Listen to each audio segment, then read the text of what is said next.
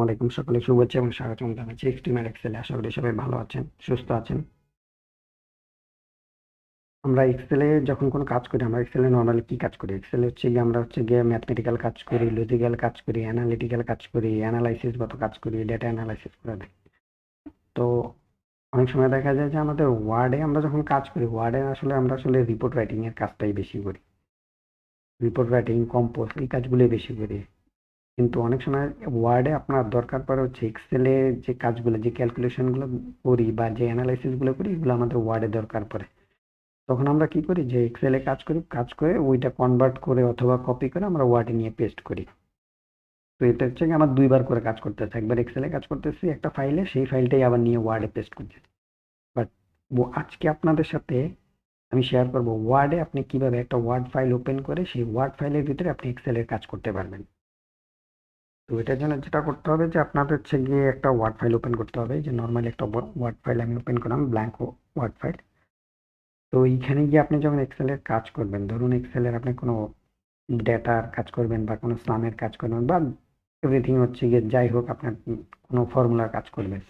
তো এই রিপোর্টটাতে, এই ওয়ার্ড রিপোর্টটাতে আপনাকে এক্সেলের কিছু ডেটা অ্যানালাইসিস করে দেখাতে হবে। যেটা করতে হবে যে আপনি এক্সেল ওয়ার্ড ফাইলটা খোলার পরে আপনাকে হচ্ছে গিয়ে আমাদের মেনু বার থেকে বা টুল বার থেকে আপনাকে হচ্ছে ইনসার্টে চলে যেতে হবে। এই যে নর্মালি হোমেই থাকে ডিফল্ট হিসেবে, এরপরে ইনসার্টে চলে যাবে। ইনসার্টে চলে গেলে এখানে একদম ডান দিকে টেক্সট বক্সটা আছে, টেক্সট বক্সের নিচের দিকে আছে অবজেক্ট।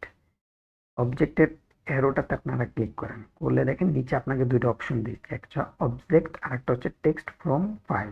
আপনি অবজেক্টে ক্লিক করেন, করলে আপনাকে নতুন একটা পপ আপ বক্স আসবে। এখানে আছে একটা হলো ক্রিয়েট নিউ এবং ক্রিয়েট ফ্রম ফাইল। তো আপনি ক্রিয়েট নিউতেই থাকেন।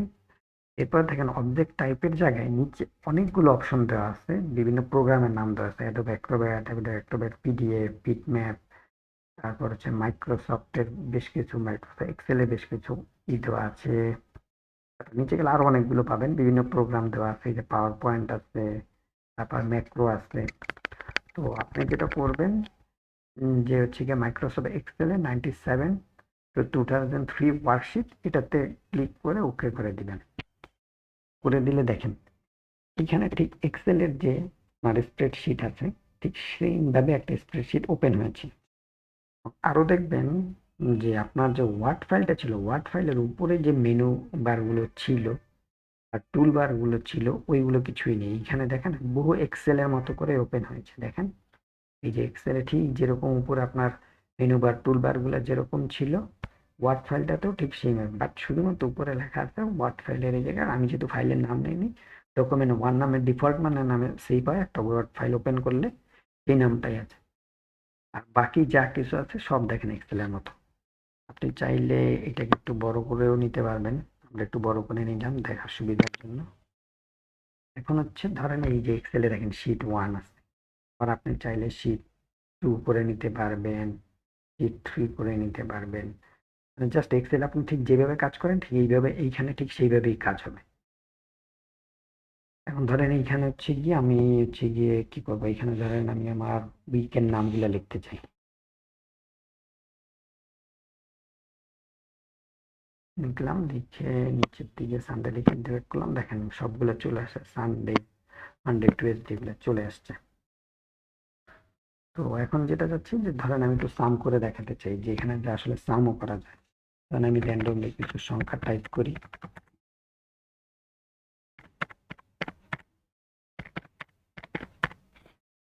এখন হচ্ছে এই সংখ্যাগুলো আমি সাম করব।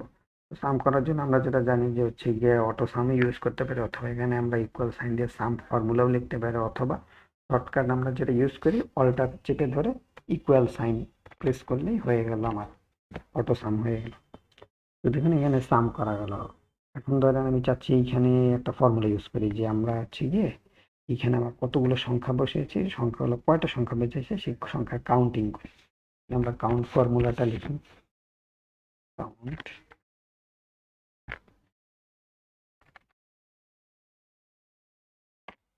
এখানে আমরা 9টা সংখ্যা বসিয়েছিলাম, 9টা সংখ্যা সাম করে আমাদের এইখানে 295 আসছে। তো এইভাবে করে হচ্ছে কি আমরা এক্সেলের কাজগুলো আমরা ওয়ার্ড ফাইলেও করতে পারি, এক্সেল ফাইল ওপেন না করে নতুন করে। আবার ধরেন এই সংখ্যাগুলো করলাম, আমি এইগুলা দিয়ে একটা চার্ট তৈরি করতে চাচ্ছি। ওকে, এটা সিলেক্ট করে নিলাম, ইনসার্টে চলে গেলাম, গিয়ে হচ্ছে আমি এখান থেকে কি চার্ট ইউজ করা, একটা বার চার্টে দিলাম। জাস্ট আমি ক্লিক করলাম, দেখেন বার চার্ট ওপেন হয়ে গেছে। আমি একটু বড় করেও নিই দেখার সুবিধার জন্য, যে আমি একটু বড় করে নিলাম, এই যে বার চার্ট তৈরি। ঠিক এইভাবে করে আমরা হচ্ছে গিয়ে আমরা ওয়ার্ডে এক্সেল ফাইল ওপেন করে আমরা এক্সেলের কাজগুলো করতে পারি। জাস্ট আলাদাভাবে আমার কোনো এক্সেল ফাইল, ধরুন এই ওয়ার্ড ফাইলটাতে আমার যখন এই এক্সেলের ডেটাগুলো দরকার, আমি ধরুন কী করবো, এক্সেলের একটা ফাইল ওপেন করব, সেখানে এই কাজগুলো করব, করে ওইখান থেকে হয় এটা কপি করব, না তো কনভার্ট করে এনে তারপর হচ্ছে আমার সেই ওয়ার্ড ফাইল বসাবো, কোনো দরকার নেই।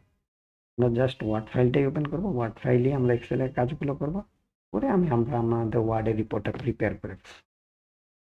তো এখন তো আমরা কাজ হয়ে গেল, ধরেন আমার এইটাই দরকার ছিল যে একটা টেবিল তৈরি করা। এখন কথা হচ্ছে, এখন আমি আবার কি করে আমার ওয়ার্ড ফাইলে আবার ব্যাক করব। জাস্ট যেটা করবেন, আপনারা বাইরের কোনো এক জায়গায় মাউসের ডাবল ক্লিক করবেন। ঠিক আছে, দেখেন আবার এই যে ওয়ার্ড ফরম্যাটে চলে আসছে। আবার যদি আপনারা তো ওই আগের জায়গায় ফিরে যেতে চান, যে না আমি এইখানে আরো কিছু কাজ করতে হবে, আমার একটু এক্সেলের আবার একটু যেতে হবে, এক্সেল ফরম্যাটটাতে যেতে হবে, জাস্ট আপনার এই যে এখানে যখন অ্যারো আসবে, জাস্ট এটার উপরে আপনি ডাবল ক্লিক করেন, চলে আসছে। এখন এখানে আপনার যদি আর কোনো কারেকশন থাকে, ধরেন এখানে একটা ডিজিট চেঞ্জ করতে হবে আপনার, জাস্ট আমি চেঞ্জ করে দিলাম। ঠিক আছে, পরেরটা তো চেঞ্জ করে দিলাম, চেঞ্জ করে দিলাম।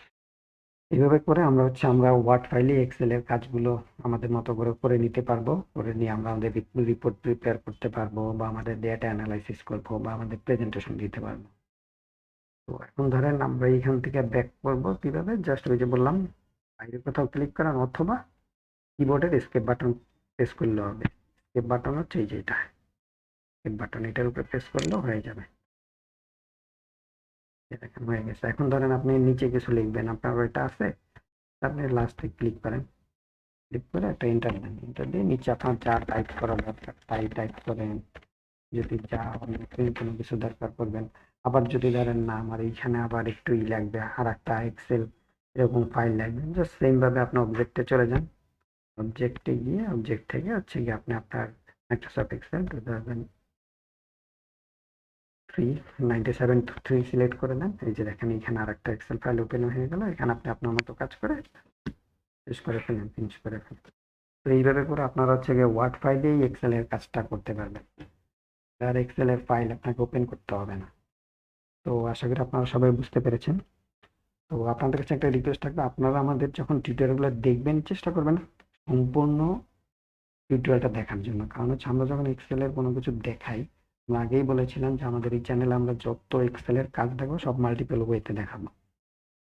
তো অতএব দেখা যায় আমরা যখন কোনো একটা কিছু দেখাচ্ছি, তখন হয়তো এমন একটা বিষয় চলে আসছে যেটা হয়তো আলাদাভাবে আর প্রেজেন্ট করা যাবে না, বা খুব ছোট একটা টেকনিক। তো ওইটা দেখা যাবে যে ওই ভিডিওর ভিতরে আমরা আপনাদের সাথে শেয়ার করে নিলাম। তো এতে যেটা হবে যে আপনারা আসলে এই ফুল ভিডিও দেখলে ওইটাতেও উপকৃত হবে, আবার ওই যে ছোটখাটো যে টেকনিকগুলো আমরা যেটা বলবো আপনাদের সাথে শেয়ার করবো, এইগুলো আপনাদের শেখা হয়ে যাবে, ওইগুলোর জন্য আলাদাভাবে আর কোথাও আপনাদের কোনো কিছু খোঁজ করতে হবে না।